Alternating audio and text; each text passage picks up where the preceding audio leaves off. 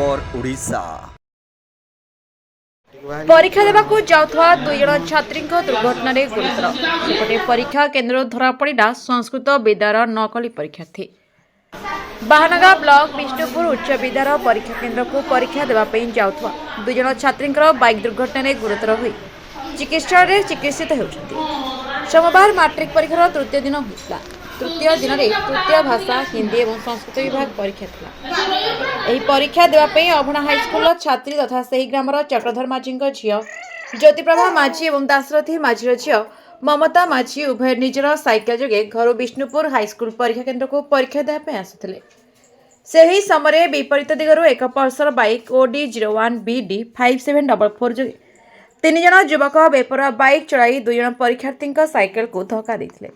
फल बाइक धक्के दुई मैट्रिक परीक्षार्थी गुरुतर होगा सहित छात्री ज्योतिप्रभा माझीर दुर्घटना डाहाण पापुले गोटे अंगुली कटी छिड़ी पड़ता बेले अन्य जड़े छात्री ममतार गोड़ भांगी जाइए। उभय गुरुतर हो प्रथमे गोपालपुर गोष्ठी स्वास्थ्य केन्द्र चिकित्सा भर्ती होते।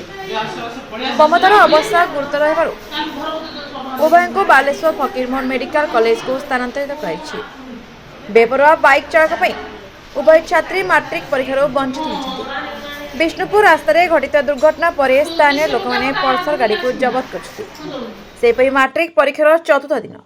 यह अवसर में विभिन्न विद्यालय दशम छात्र छात्री माने विभिन्न परीक्षा केन्द्र परीक्षा देउछन्ति। राज्य संस्कृत विद्यालय गुड़िक एक समय परीक्षा कराउछि। सोमवार संस्कृत छात्र छात्री मानकर साहित्य परीक्षा होइतला।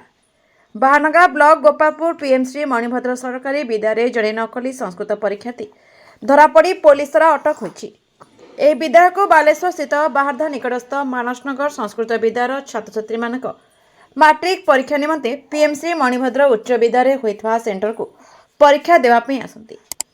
सोमवार संस्कृत छात्र छात्री मानकर साहित्य परीक्षा थिला।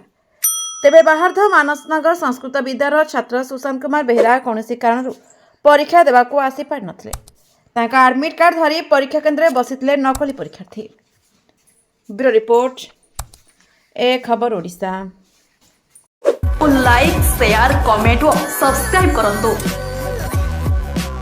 आपण माने देखुछंती ए खबर ओडिशा।